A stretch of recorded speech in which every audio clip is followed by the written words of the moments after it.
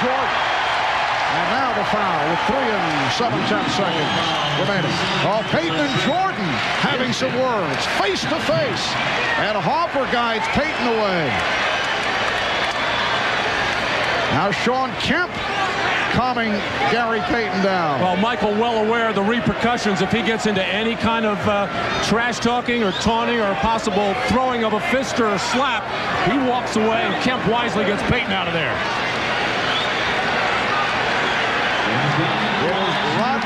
I went at everybody because that was my game. That what motivated me to get my game to another level.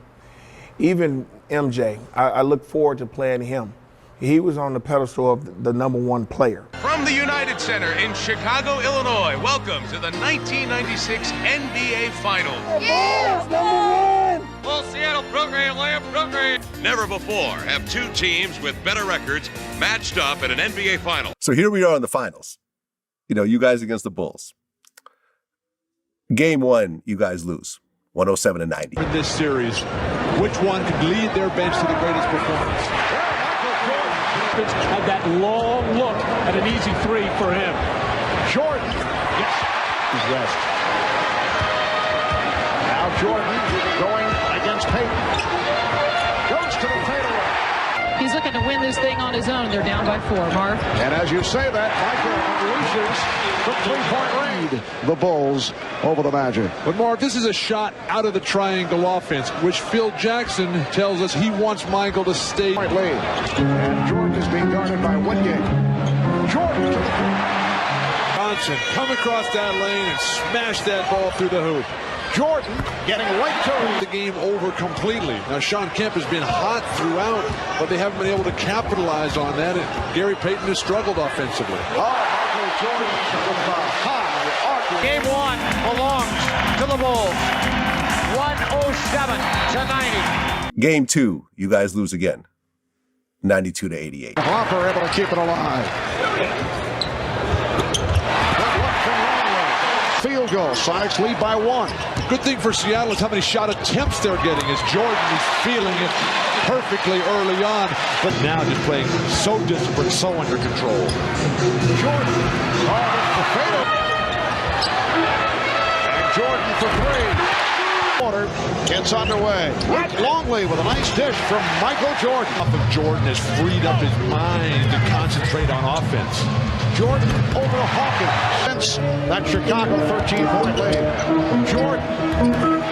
Michael Jordan able to penetrate. The Chicago Bulls escape with the victory. The Bulls over the Sonics 92-88. Game 3, another loss, 108-86. They'll save that backdoor pass. Here is Jordan for 3. Jordan, yes. Jordan, yes.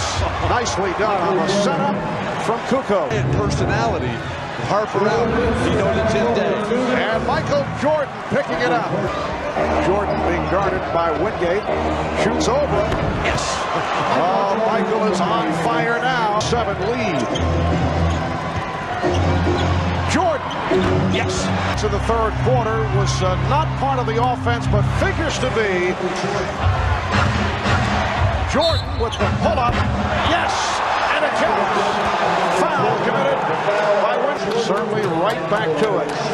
It just appears as if the Bulls and Michael Jordan can do whatever they want, whenever they want.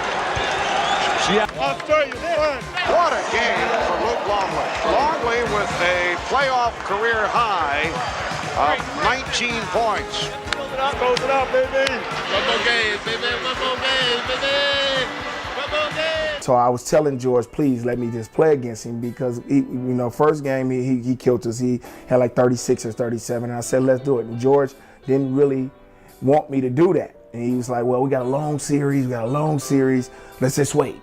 So then he got off, and then we went down 3-0. And I just went into his office, and I just said, look, we don't have nothing else to lose. You gonna let me guard him or not? I'm gonna switch every play that you do anyway, so I'm not gonna go get off of him. He said, do what you gotta do. 15-1 postseason mark would represent an even better percentage in team. No team has ever won that many without winning the title. When we started doing that, what I did was I tried to frustrate him as much as possible. It's not easy, or I knew I couldn't frustrate him. The greatest basketball player that ever played with me. I think what I did was I tired him out. I made him work for a little bit more. He wasn't really used to working that hard to get the basketball, and then after you get the ball, with about 8 or 9 seconds, you still got somebody right into you and making tough shots, and the referees wasn't calling the calls. They were letting us play. Interesting. Ahmad said Michael told him they only need 1 out of 4. Michael told us he's got things he's got to get done. And let Payton open once again. The call against Chicago. Offensive foul on Michael Jordan for using. Jordan trying to post up here. The great ones, Jabbar, Bird, McHale, Magic, they all used that off arm to establish that position. The harder you work early. Going that way for the Sonics. Gronkowski hit one earlier in the series. Jordan. And Hawk for the first time since the end of the second quarter in game 2. Jordan shot blocked by Kemp. Everything down in the torso is totally legal. Oh, the steal! It was a little bit different, and it was a great challenge for me, and I loved it. And then that's when everybody really started recognizing that I was a great defensive player. So happened I won the Defensive Player of the Year that year, so everybody started understanding. Well, yeah, this dude is named the Glove, and he is really good at that. Defensive glass. They look like they're not concentrating at all. So uncharacteristic. And now 10 of 25 from the field, 40%. Foul on Payton, that is his second. And here comes Hersey Hawkins, 6 rebounds, 2 points. Jordan trying to shoot the Bulls back into it, but Michael has been off. Last touched by Shrek. And Michael is trying to shoot them in from the perimeter. When Michael is not hitting from the outside, he knows what to do. Drop that head, get to the down by 14 after trailing by as many as 23. Although Jordan has been off. He is now 3 for 12. He's just not sharp in any aspect. 12 up and 1 down by the Philadelphia 76ers in 1983, the best run through the playoffs. Jordan, and it's tipped home by Rodman. Jordan, played by Kemp. And he called for a discontinue. And he is in the face of Bill Oates, closing in on, well, that could have been a technical. He has already been hit with one. I saw it register on the face of Bill Oates, and then he decided not to call it. But that could have easily been a technical foul and departure for Michael Jordan and the Sonic bench. Final seconds. The Seattle Sonics will not be swept. This will go to a 5th game on Friday night here in Seattle, starting at 9 o'clock Eastern Time, 6 on the West Coast here on NBC. Seattle shooting 56% for the night. Just put this down as a bad game and look forward to Friday. Michael Jordan had 23 points in Game 4. For him, his lowest ever output in a finals game. Much of it came with Gary Payton guarding him, though afterwards Jordan refused to give Payton credit, saying, "No one can stop me, I can only stop myself. I missed some easy shots." The truth is, Jordan finds the NBA's Defensive Player of the Year annoying. He views the sometimes brash youngster as impudent, and he would love to have a big game at his expense. The gentlemen who will call tonight's game are Marv Albert, Matt Dukas, and Bill Walton. Let's join them at courtside. Marvelous. So when he did that, I slowed him down. You know what I'm saying? And that's all we had. We knew we couldn't stop him. We just had to slow him down. We had to make other players do what they had to do. And that's when Pippen and Kukoc picked it up. But I slowed him down. And we won the next 2 games. Right. You won Game 4 and Game 5. Yeah. They don't really lose anything, but what a way to attack pressure. Frank Brakowski taking it about 60 feet, making a Old contributions, Brakowski. Well, the Bulls have opened up by hitting 4 of their first 6 shots. The foolishness of youth. Gary Payton, he'll learn to regret that statement. And Jordan gets inside, but could not convert. For Seattle. And you saw the stretching by Sean Kemp, trying to get back into it. Jordan felt he was fouled. Instead, a travel is called. Traveling violation. A hard double team on the screen roll situation. He's coming hard, and Michael, trying to split it, does so, but got tripped up and got out of control. I just made it difficult for him. I didn't let him be comfortable. They were comfortable in their triangle, and I made it uncomfortable for him. And then that's when Phil started understanding that, we're not going to battle against him. Just take it to the side, let Pippen do the thing, and Mike got mad. He got mad about it. Payton on the spin. Beautifully done as he beat Jordan off the dribble. And it's the Sonics for the 33-32 lead. Jordan coming up on 5 minutes remaining. First half. Sonics lead by 1. Payton off the screen. A 3 for Payton. Well, Gary Payton was talking about the importance of making Michael Jordan work at the other end of the floor, because you got your hands full, and that's what Gary has tried to do. He's starting to feel it right now and appealing to the crowd, and it doesn't take much. Just not the second jump, though, for Scotty, who's, Jordan beaten badly, backdoor defensively. Gary Payton got the step. Sonics 59 and the Bulls 57. Payton with the rule. 13 for Payton, and the Sonics lead 61-57. Lord, you just see. Final seconds. Kukoc tees it up for 3. Rebounded by Payton, and that will work.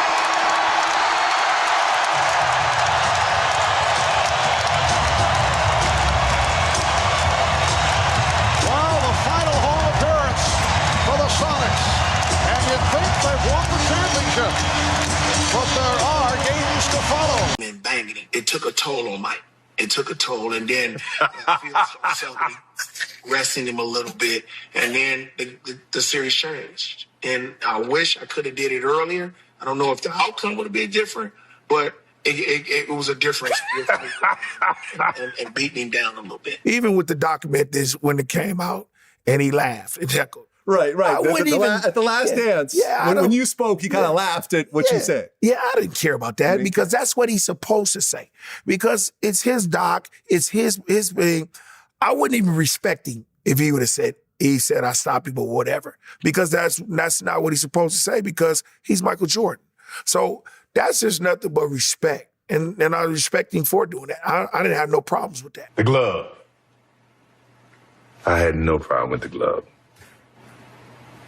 I had no problem with Gary Payton. The only thing burning is the Bulls' 3-0 lead, suddenly down to 3-2. Well, the champagne is still ready, guys, and it's maybe the coldest champagne in the history of sports. We were talking about the Bulls as a team for the ages. Now in Chicago, they're questioning, are the Bulls aging? Who would have thought that we would look at Michael Jordan and see what we think is a fatigued Michael Jordan? Somebody is daring to pull. And then Game 6, you guys lost, 87-75. How did it feel to make it all the way to the finals and not win? First time ever. It was just heartbroken because I thought we played not to win, just to survive. We are just underway in Game 6. Pippen to the drive. We did not see that in Game 5. Well, one of the reasons. Quiet Game 5 in Seattle. Michael Jordan. Oh, he knew on the release. He began to walk. Would prefer having Kukoc come off the bench. Jordan for Longley. Well, the double team stopped. Scottie Pippen continues to play perfect basketball. Pippen leading Jordan.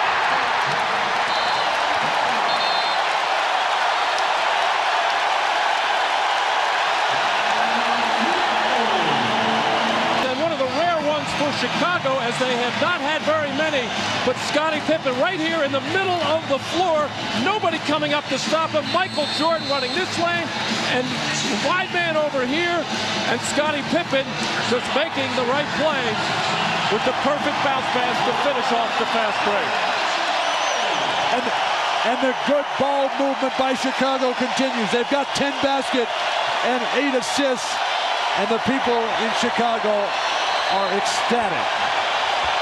Well, this crowd, the Bulls have a 15-point lead.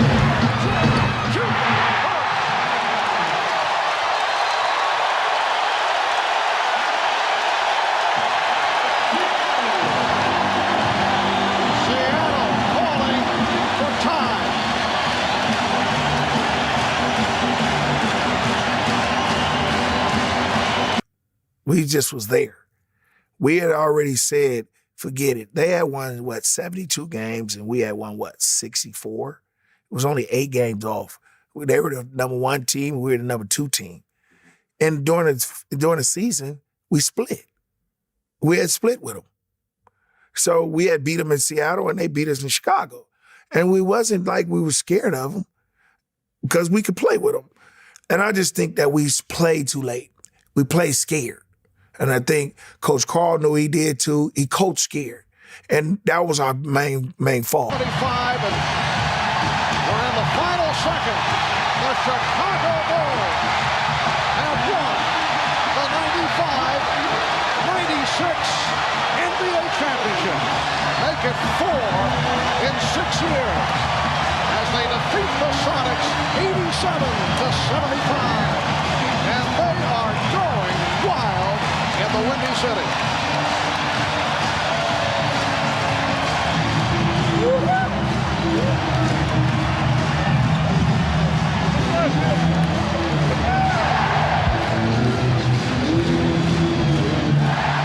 The presentation of the championship trophy in just a moment.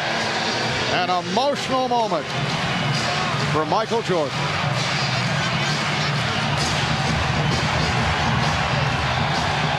The tears are flowing.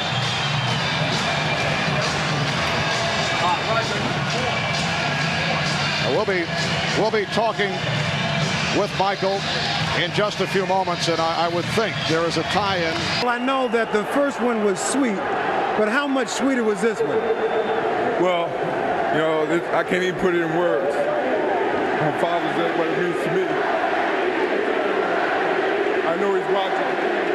To my wife, and to my kids, and to my mother, my brothers and sisters. This is for Daddy. I'm very happy for him.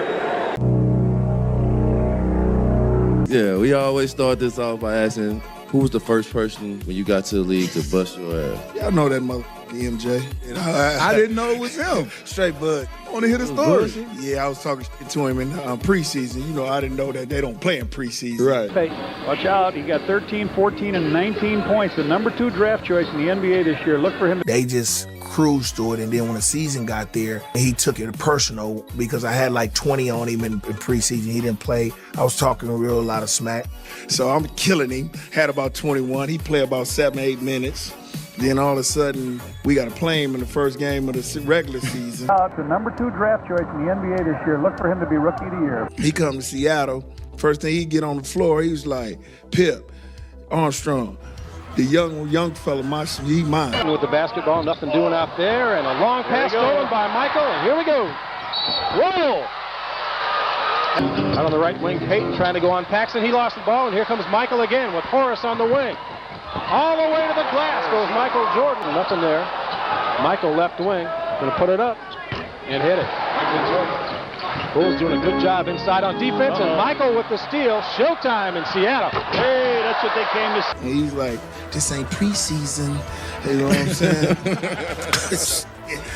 Man, he remembered it, man. And then all of a sudden. Point lead.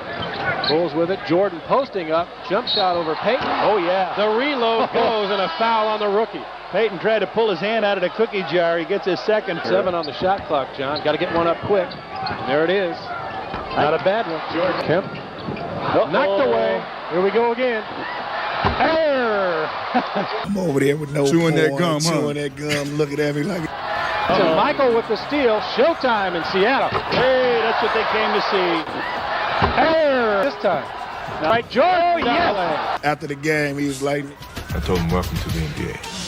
And moved on. Welcome to the NBA. If Gary Payton had already proven that even Michael Jordan could be pushed to his absolute limit, years later, another star stepped up and gave MJ a completely different kind of challenge.